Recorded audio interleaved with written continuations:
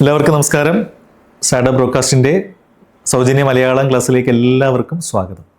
അപ്പോൾ നമ്മൾ ബാലേന്ദ്രൻ ചുള്ളിക്കാടിൻ്റെ സന്ദർശനം എന്ന കവിതയാണ് പഠിച്ചുകൊണ്ടിരുന്നത് അല്ലേ? കവിതയുടെ ആശയം പറഞ്ഞുകൊണ്ടിരിക്കുകയായിരുന്നു. ആശയം എല്ലാവർക്കും മനസ്സിലായെന്ന് വിചാരിക്കുന്നു. അപ്പോൾ കവിത ഈണത്തിലൊന്ന് ചൊല്ലി നോക്കി നമ്മളല്ലേ? ഇപ്പോൾ ഒന്ന് ചൊല്ലി നോക്കുക കേട്ടോ, നിങ്ങൾ ടെക്സ്റ്റ് ബുക്ക് നോക്കി. പിന്നെ അതിൻ്റെ ബാക്കി ഭാഗത്തിലേക്ക് നമുക്കൊന്ന് കിടക്കാം. ഇവിടം വരെ നമ്മൾ പറഞ്ഞു നിർത്തി അല്ലേ? കവിത പോലും വരണ്ടുപോയെങ്കിലും ചിറക് നിർത്തുവാൻ അവാതെ തൊണ്ടയിൽ പിടയുകയാണ് ഒരു ഏകാന്ത രോദനം അല്ലേ? എന്തൊക്കെയോ പറയണമെന്നുണ്ട് അല്ലേ? പക്ഷെ പറയാൻ പറ്റുന്നില്ല. സ്മരണതൻ ദൂരസാഗരം തേടിയൻ ഹൃദയരേഖകൾ നീളുന്നു പിന്നെയും. ഓർമ്മകളുടെ ദൂരസാഗരം, സാഗരം പോലെ കടലിലെ ഓരോ തിര വരുന്ന പോലെ ഓർമ്മകൾ ഇങ്ങനെ തെട്ടി വരികയാണ് എന്നിലേക്ക്. തേടിയൻ ഹൃദയരേഖകൾ നീളുന്നു പിന്നെയും അല്ലെ? ഹൃദയത്തിൽ ഇങ്ങനെ തിരമാലകൾ വരുന്ന പോലെ ഓർമ്മകൾ ഒന്നൊന്നായിട്ട് ഇങ്ങനെ എന്നിലേക്ക് വന്നുകൊണ്ടിരിക്കുകയാണ്.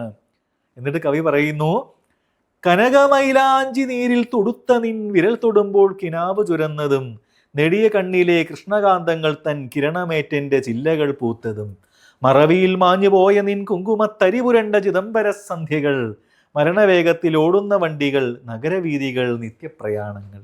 എന്നിട്ടെന്താ? കനകമൈലാഞ്ചി നീരിൽ തൊടുത്ത നിൻ വിരൽ തൊടുമ്പോൾ കിനാവ് ചുരന്നതും. എന്തുകൊണ്ടാണ്? മൈലാഞ്ചി ഇട്ട നിന്റെ വിരൽ കൊണ്ട് തൊടുത്ത നിൻ വിരൽ തൊടുമ്പോൾ കിനാവ് ചുരന്നതും അല്ലെ? ഒരു ക്ലൂ കിട്ടി. കനകമൈലാഞ്ചി, മൈലാഞ്ചി ഇടുന്ന എന്താ അല്ലേ? സ്ത്രീകളായിരിക്കും അല്ലേ? മൈലാഞ്ചി ഇട്ട നിന്റെ ആ വിരൽ കൊണ്ട് തൊടുമ്പോൾ എനിക്ക് ഒരുപാട് സ്വപ്നങ്ങൾ ഉണ്ടായിരുന്നു, ജീവിതത്തിൽ പ്രതീക്ഷകൾ ഉണ്ടായിരുന്നു. കിനാവ് ചുരന്നതും നെടിയ കണ്ണിലെ കൃഷ്ണകാന്തങ്ങൾ തൻ കിരണമേറ്റന്റെ ജില്ലക. നല്ല മനോഹരമായ നിന്റെ ആ കണ്ണിലെ നോട്ടമേറ്റ് എൻ്റെ കിരണമേറ്റന്റെ ചില്ലകൾ പൂത്തതും അല്ലേ? കവി പറയുകയാണ്, എൻ്റെ ചില്ലകൾ, എൻ്റെ ജീവിതത്തിന് ഒരു പ്രതീക്ഷയുണ്ടായത് നിന്റെ നോട്ടം കൊണ്ട്. എൻ്റെ സ്വപ്നങ്ങളൊക്കെ പൂത്തുലഞ്ഞു. നീ ഒന്ന് തൊട്ടപ്പോ എന്താ സംഭവിച്ചത്? എൻ്റെ സ്വപ്നങ്ങൾക്കൊക്കെ കിനാവുകൾ ചുരന്നു, കിനാവുകൾ യാഥാർത്ഥ്യമായി. എനിക്ക് ജീവിക്കാനുള്ള ഒരു പ്രേരണയായിരുന്നു ആര്? അപ്പോ തൊട്ടടുത്തിരിക്കുന്ന ആൾ ആരാണ്? കവി ഏറ്റവും ഇഷ്ടപ്പെട്ടിരുന്ന ഒരാളാണ്, കവി സ്നേഹിച്ചിരുന്ന ഒരാളാണ്, കവിയുടെ കാമുകിയാണ് അല്ലേ? നമുക്ക് മനസ്സിലായി വരിക. അപ്പോൾ വളരെ വർഷങ്ങൾക്ക് ശേഷമാണ് അവർ കണ്ടുമുട്ടുന്നത് അല്ലേ? അവർക്ക് കുറേ ഓർമ്മകളുണ്ട്, അവർക്ക് എന്തൊക്കെയോ പറയണമെന്നുണ്ട്, പക്ഷേ പറയാൻ സാധിക്കുന്നില്ല. പക്ഷെ കവി പറയുന്നുണ്ട്, എന്താണ്? സ്മരണകൾ ഒരു കടലിലെ തിരമാലകൾ പോലെ, ഓരോ തിര പുറകെ വരുന്നത് പോലെ ഒരു തിരയായി മറുതിര വന്ന് ആ ഓർമ്മകൾ എന്നെ വീണ്ടും നിന്നിലേക്ക് എത്തിക്കുകയാണ്. നീ ഒന്ന് തൊട്ടപ്പോ എൻ്റെ സ്വപ്നങ്ങൾ പൂത്തുലഞ്ഞതും അതുപോലെ തന്നെ എനിക്ക് ജീവിക്കാൻ പ്രതീക്ഷ നൽകിയതും നിന്റെ നോട്ടമേറ്റന്റെ ജില്ലകൾ, എൻ്റെ വാടിക്കരിഞ്ഞുണങ്ങിക്കിടന്ന എൻ്റെ സ്വപ്നങ്ങളൊക്കെ തളിരിട്ട് ജീവിക്കാൻ എനിക്ക് പ്രതീക്ഷ നൽകിയതൊക്കെ ആരാണ്?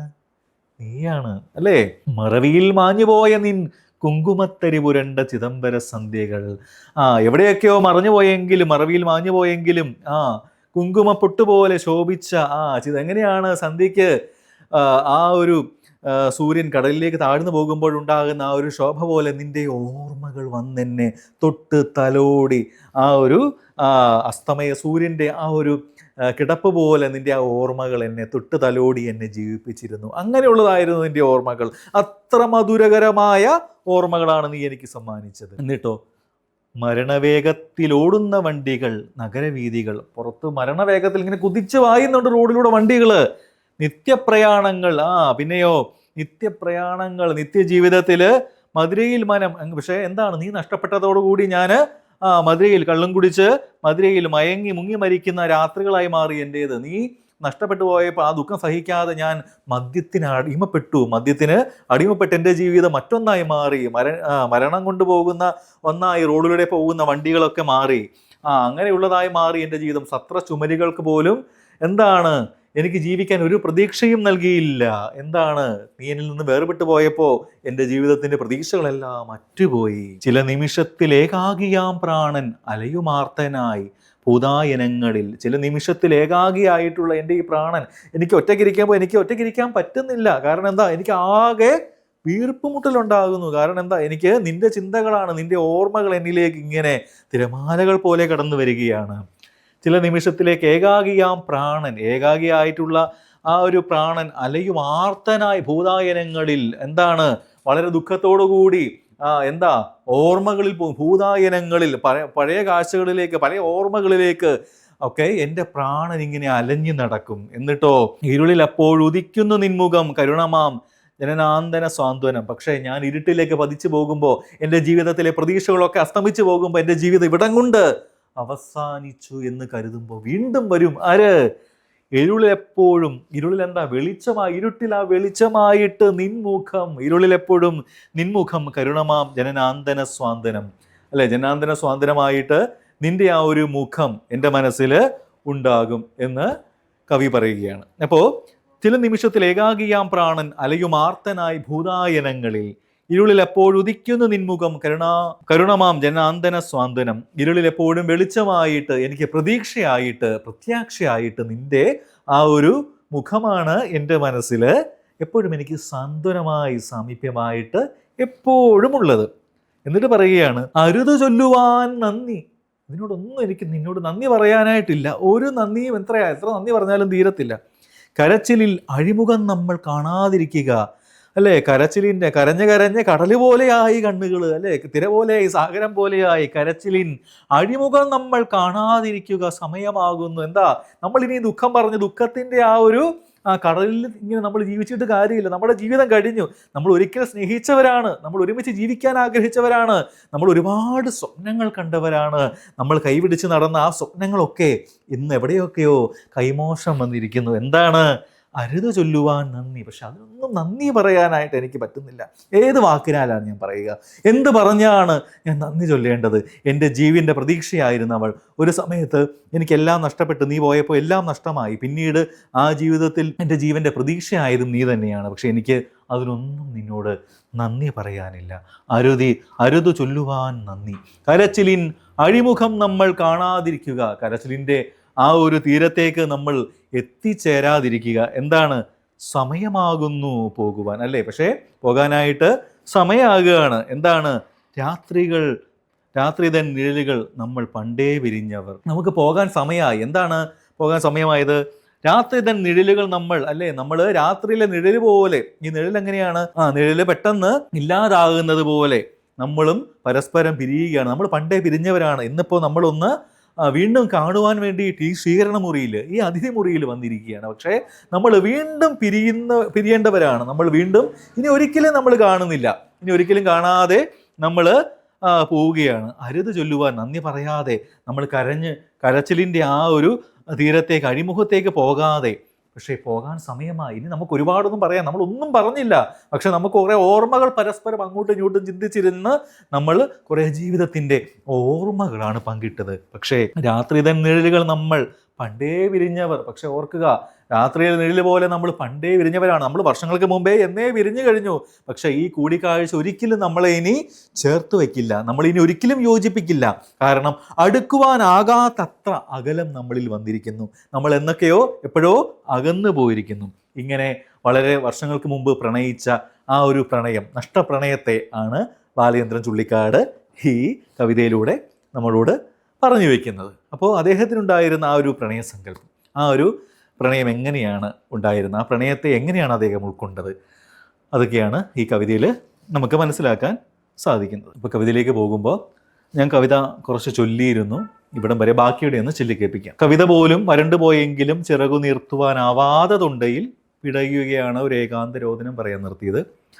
സ്മരണതൻ ദൂരസാഗരം തേടിയൻ ഹൃദയരേഖകൾ നീളുന്നു പിന്നെയും, കനകമൈലാഞ്ചി നീരിൽ തൊടുത്ത നിൻ വിരൽ തൊടുമ്പോൾ കിനാവ് ചുരന്നതും, നെടിയ കണ്ണിലെ കൃഷ്ണകാന്തങ്ങൾ തൻ കിരണമേറ്റെൻ്റെ ചില്ലകൾ പൂത്തതും, മറവിയിൽ മാഞ്ഞുപോയ നിൻ കുങ്കുമത്തരി പുരണ്ട ചിദംബര സന്ധ്യകൾ, മരണവേഗത്തിലോടുന്ന വണ്ടികൾ, നഗരവീഥികൾ, നിത്യപ്രയാണങ്ങൾ, മതിരയിൽ മനം മുങ്ങി മരിക്കുന്ന നരകരാത്രികൾ, സത്രച്ചുമാരുകൾ, ചില നിമിഷത്തിലേകാകിയാം പ്രാണൻ അലയുമാർത്തനായി ഭൂതായനങ്ങളിൽ, ഇരുളിലപ്പോഴുദിക്കുന്നു നിൻമുഖം കരുണമാം ജനനാന്തര സാന്ത്വനം.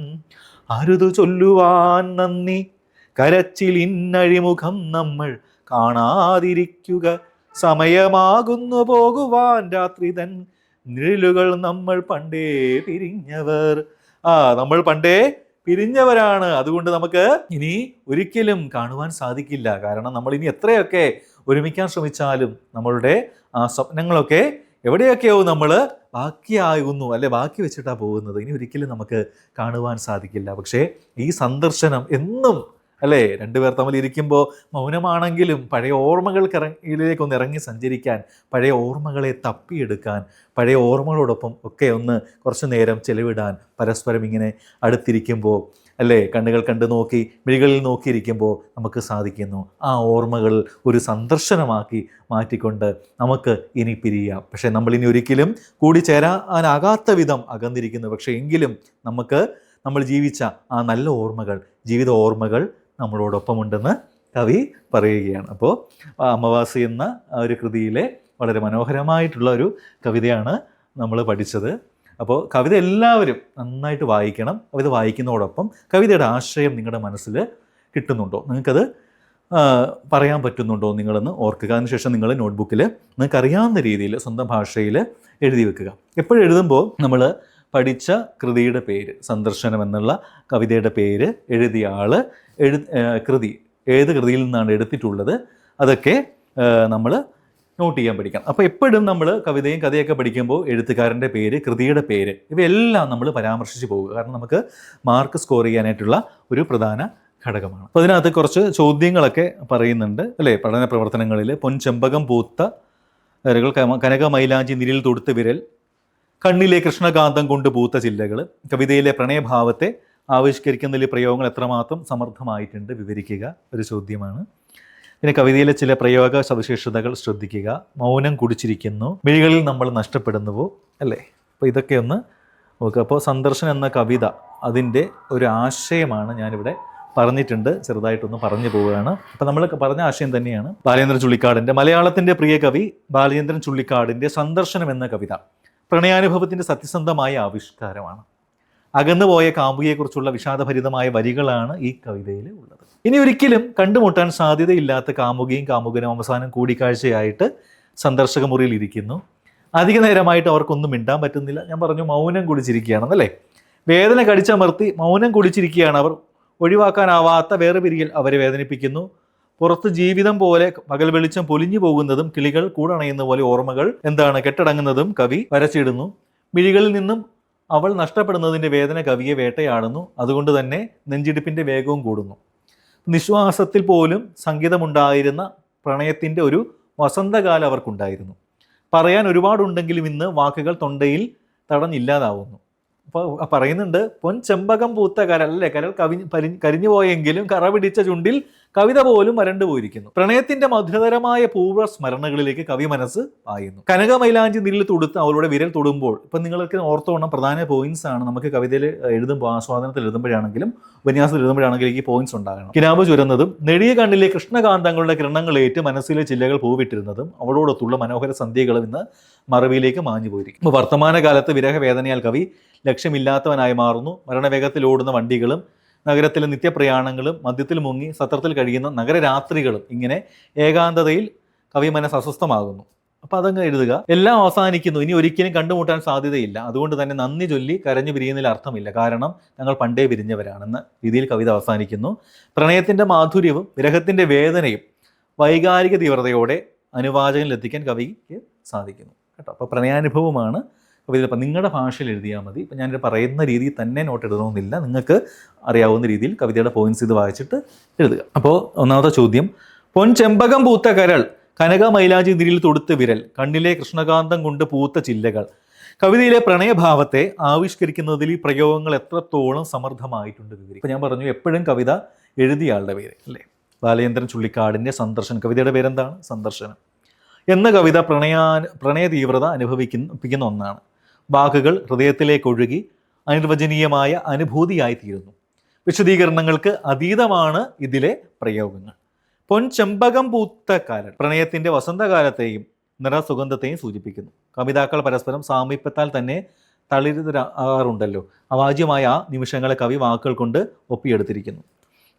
കനകമൈലാഞ്ചി നീരിൽ തൊടുത്ത വിരൽ പ്രണയകാലത്തെ സൗന്ദര്യത്തെയും സ്പർശനത്തെയും കുറിക്കുന്നതാണ്. ഈ വിരൽസ്പർശം കിനാവിൻ്റെ പെരുമഴയ്ക്ക് കാരണമാകുന്നു. നെടിയ കണ്ണിലെ കൃഷ്ണകാന്തം കൊണ്ട് പൂത്ത ചില്ലകൾ പ്രിയപ്പെട്ടവളുടെ മിഴിയകവും വശ്യതയും വെളിപ്പെടുത്തുന്ന പ്രയോഗമാണ്. അത്യന്തം ആഹ്ലാദമുണ്ടാക്കുന്നതിനെയാണ് ഇങ്ങനെ വർണ്ണിച്ചിരിക്കുന്നത്. പ്രണയഭാവത്തെ ദീപ്തമാക്കുന്ന ഇത്തരം പ്രയോഗങ്ങൾ അനുവാചകനെ അനുയോജ്യം തന്നെയാണ്. നമുക്ക് കൂടുതൽ ആസ്വദിക്കുന്ന രീതിയിൽ ഉള്ളതാണ് ആ ഒരു എഴുത്തെന്നാണ് പറയുന്നത്. അപ്പോൾ കൂടുതൽ പഠന പ്രവർത്തനങ്ങൾ നമുക്ക് അടുത്ത ക്ലാസ്സിൽ ചർച്ച ചെയ്യാം. അപ്പോൾ നിങ്ങൾ ഈ നോട്ട്സ് എഴുതി വെക്കുക, കവിതയുടെ ആശയം എഴുതി വെക്കുക, എഴുത്തുകാരൻ്റെ പേര്, കവിത, ഇതേക്കുറിച്ചൊക്കെ നിങ്ങൾ സ്വന്തമായിട്ടൊരു നോട്ട് ഉണ്ടാക്കി വെക്കുക. അപ്പോൾ നമുക്ക് വീണ്ടും അടുത്ത ക്ലാസ്സിൽ കാണാം. നന്ദി, നമസ്കാരം.